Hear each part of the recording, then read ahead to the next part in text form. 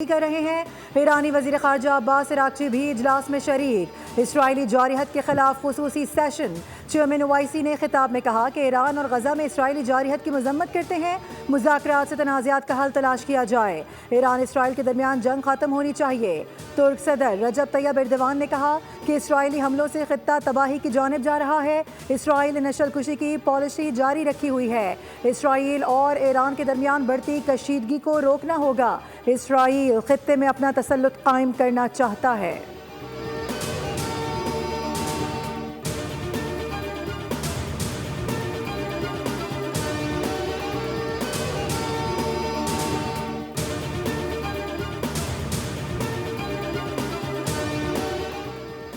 जो कुछ इस वक्त कर रहे हैं वो अपने जायज़ दिफा के हक का इस्तेमाल है। ईरानी वज़ीर ख़ारजा अब्बास अराग़ची की मीडिया से गुफ्तगू कहा कि इसराइल की जारहाना कार्रवाइयों के खिलाफ हम अपना दिफा करते रहेंगे। हमारे लिए दोबारा सिफारतकारी की तरफ वापस आने के लिए ज़रूरी है कि जारहियत रोकी जाए। ये बिल्कुल वाज़ेह है, ईरान अमरीका के साथ मुज़ाकरात के लिए नहीं जा सकता।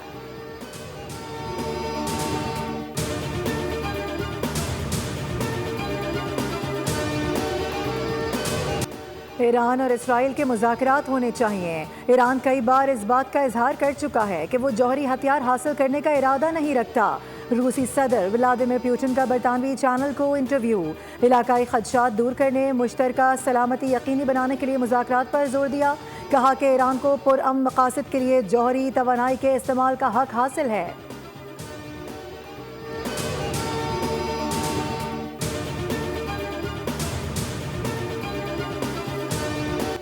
ईरान का इसराइल पर ताज़ा जवाबी हमला, फौजी अड्डों और एटमी रिएक्टर को निशाना बनाने का दावा। आयरन डोम मिसाइल रोकने में नाकाम रहा। दारुल हुकूमत तेल अवीव में जोरदार धमाके सुने गए। मिसाइल बस्ती इसराइल के इलाके डनकश में भी गिरे। हैफा पर ईरान के मिसाइल हमले में जख्मियों की तादाद 45 हो गए। खातुमुल अंबिया हेडक्वार्टर के तर्जमान का कहना है ईरान के हैरत अंगेज हमले इसराइल को घुटने टेकने पर मजबूर कर देंगे।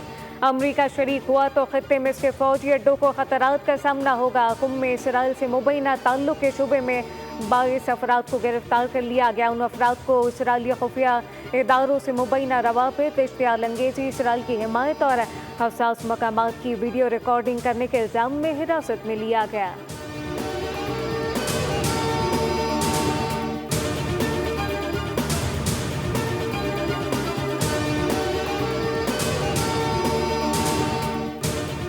इसराइल का अस्फहान में न्यूक्लियर साइट पर हमला। ईरानी मीडिया के मुताबिक इसराइल ने अस्फहान में न्यूक्लियर साइट को निशाना बनाया है। हमले के नतीजे में किसी खतरनाक मवाद का कोई अखराज नहीं हो रहा। मिसाइलों के जखीरे और लॉन्चिंग इंफ्रास्ट्रक्चर मुतासर हुआ। इसराइली फ़िज़ाइया का 24 घंटों में 15 से ज़ायद ईरानी ड्रोन गिराने का भी दावा।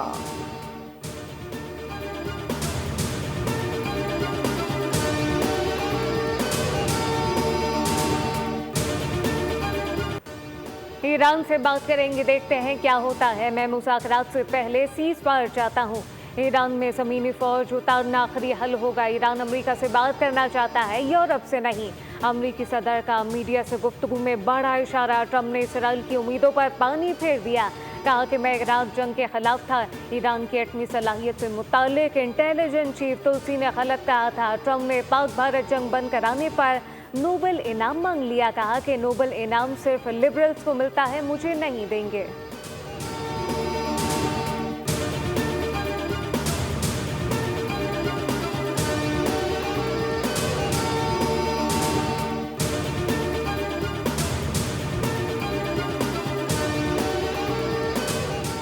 हुकूमत पाकिस्तान की अमरीकी सदर को नोबेल अमन इनाम 2026 के लिए नामजद करने की सिफारिश। सदर ट्रंप की मुदाखलत से पाक भारत जंग चल गई। आलमी बरादरी ने भारत की जारहत को भी देख लिया। भारतीय जारहत पाकिस्तान की खुद मुख्तारी और इलाकाई सालमियत की संगीन खिलाफ वर्जी थी।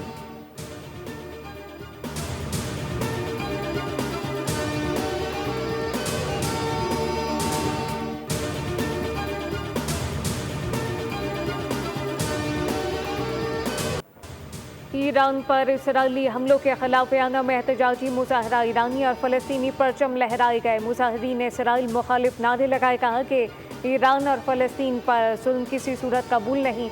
इसराइल की जानिब से मासूम बच्चों और बड़ों पर बमबारी नाकाबिले बर्दाश्त है।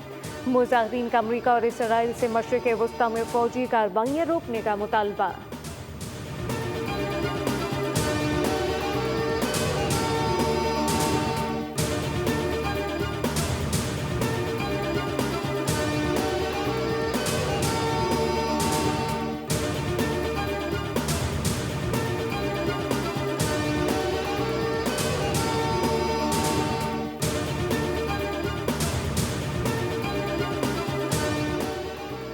भारतीय मीडिया में झूठा प्रोपेगेंडा उरूज पर, जंग बंदी की दरख्वास्त से मुतालिक भारतीय दावों पर वजाहत जारी। पाकिस्तान ने जंग बंदी की शुरुआत की और ना ही किसी से दरख्वास्त की। तर्जुमान दफ्तर खारजा के मुताबिक नायब वज़ीर आज़म ने भारतीय दावों को मुस्तरद कर दिया।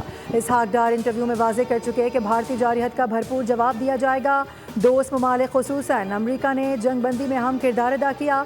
नायब वज़ीर आज़म ने पाकिस्तान की जंग बंदी के लिए आमादगी की तस्दीक कर दी।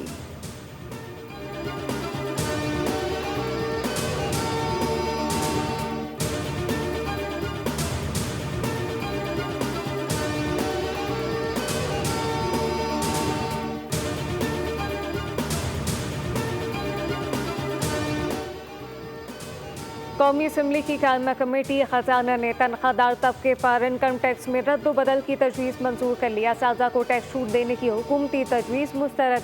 कायमा कमेटी खजाना का इजलास चेयरमैन सैयद नवीद कमर की ज़ेर सदारत हुआ। चेयरमैन FBI के मुताबिक नॉन फाइलर के लिए बैंकों से कैश निकलवाने की हद 50,000 रुपये से बढ़ाकर 75,000 रुपये करने और 75,000 रुपये निकलवाने पर विद होल्डिंग टैक्स 0.6% से बढ़ाकर 0.8% करने की तजवीज़ मंजूर की गई। कमेटी ने नकद रकम निकलवाने पर विद होल्डिंग टैक्स 1% करने की मंजूरी दी।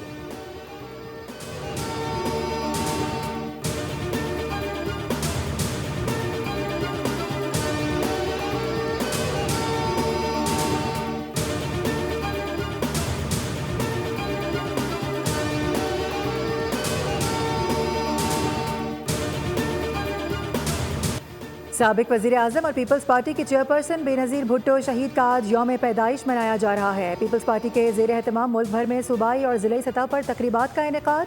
सदर ममलिकत आसिफ अली ज़रदारी ने अपने पैगाम में कहा कि बेनज़ीर भुट्टो की कुर्बानियाँ, विजन और आवाम से वाबस्तगी पीपल्स पार्टी की इज्तिमाई मिरास है।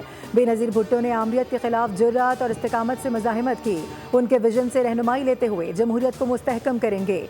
Chairman Peoples Party Bilawal Bhutto ने कहा कि शहीद बेनज़ीर भुट्टो एक निडर आवाज़ थी जो बेज़बानों की तर्जुमान थी। बेनज़ीर भुट्टो हमेशा के लिए हौसले, जमहूरियत और उम्मीद की अलामत हैं। वज़ीर आला सिंध सैयद मुराद अली शाह ने कहा कि मोहतरमा सिर्फ एक सियासतदान नहीं, एक नज़रिया थी। बेनज़ीर भुट्टो ने अपनी जान देकर मुल्क में जमहूरियत बहाल की।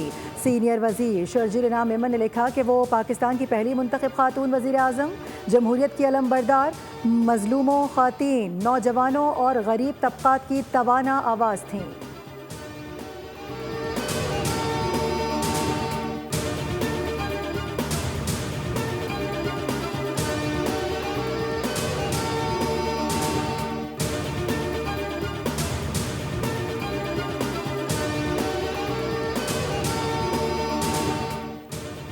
वफाकी वज़ीर इत्तलात तथा तारर की सना यूसुफ की रिहाइशगाह मत। वफाकी वज़ीर इत्तलात ने लवाहिकीन से ताज़ियत की, कहा कि सना यूसुफ का कत्ल टेस्ट केस होना चाहिए। केस को मंतकी अंजाम तक पहुँचाने के लिए कानूनी टीम तश्कील दे दी जाएगी।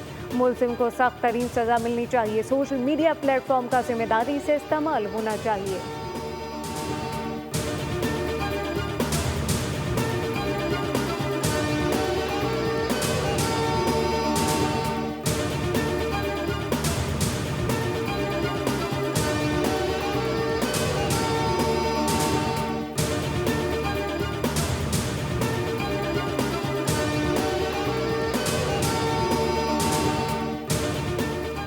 अदाकारा आयशा खान की मैयत लेने बेटा और दीगर रिश्तेदार एदी सरदखाने पहुंच गए। बेटे का मीडिया से बात करने से इनकार, फुटेज बनाने पर रिश्तेदारों ने कैमरा छीन लिया। सहाफ़ियों से बदतमीजी, नमाज जनाजा और तदफीन से मुतालिक बताने से भी गुरेज।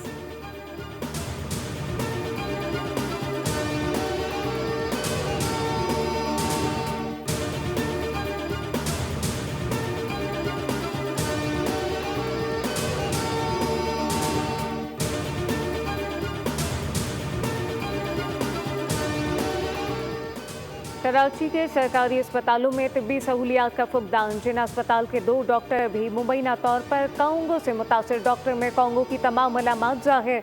दोनों डॉक्टर ने कांगो मरीज को तिब्बी सहूलियात फराहम की थी। कांगो का मरीज 19 जून को दौरान इलाज इंतकाल कर गया था।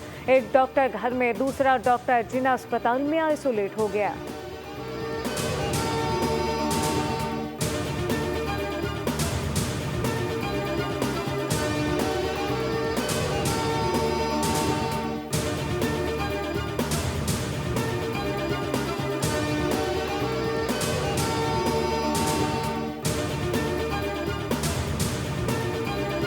कराची में बादलों और सूरज की आग मचोली। सुबह मुख्तलिफ इलाकों में रिमझिम से मौसम खुशगवार। आइंदा 24 घंटों के दौरान शहर का मतला जुज़वी अबर आलूद रहने के साथ तेज़ हवाएं चलने का सिलसिला जारी रहेगा। महकमा मौसमियात के मुल्क के मुख्तलिफ इलाकों में आंधी और गरज चमक के साथ बारिश की पेश गोई। इस्लामाबाद समेत शुमाल मशरकी, बालाई पंजाब, खैबर पख्तूनख्वा, कश्मीर और गिलगित बल्तिस्तान में आंधी, झक्कड़ चलने और गरज चमक के साथ बारिश की तवक्को।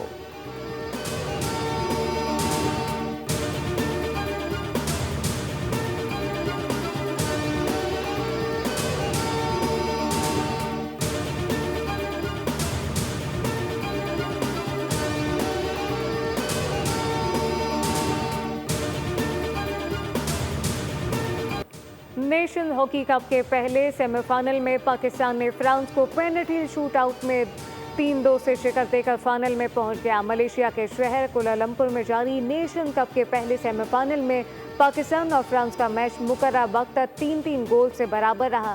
दोनों टीमों ने एक दूसरे पर गोल पोस्ट पर भरपूर हमले किए, ताहम कोई टीम नतीजाकुन गोल स्कोर करने में कामयाब न हो सकी। फ्रांस की आलमी दर्जा बंदी में 9वीं पोजीशन, जबकि इसी टूर्नामेंट में 2 दर्जे तरक्की पाने के बाद पाकिस्तान का 13वां नंबर। दूसरे सेमीफाइनल में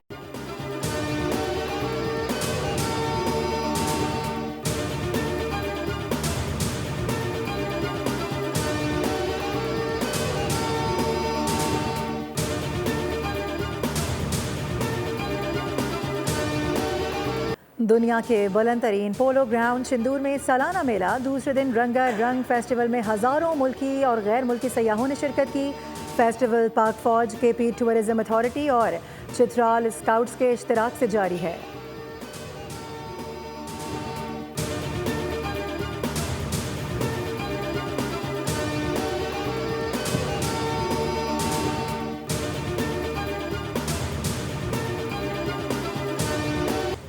और आज दुनिया भर में मौसीकी का दिन मनाया जा रहा है। मौसीकी रूह की ग़िज़ा समझी जाती है। अमीर खुसरो, तानसीन और बेजो बावरा ने फ़न मौसीकी को बामे रूज तक पहुँचाया। ये दिन मनाने का मकसद दुनिया भर के लोगों को मौसीकी के ज़रिए अमन, मोहब्बत, भाईचारे की जंजीर में बांधे रखने की एक खूबसूरत कोशिश है।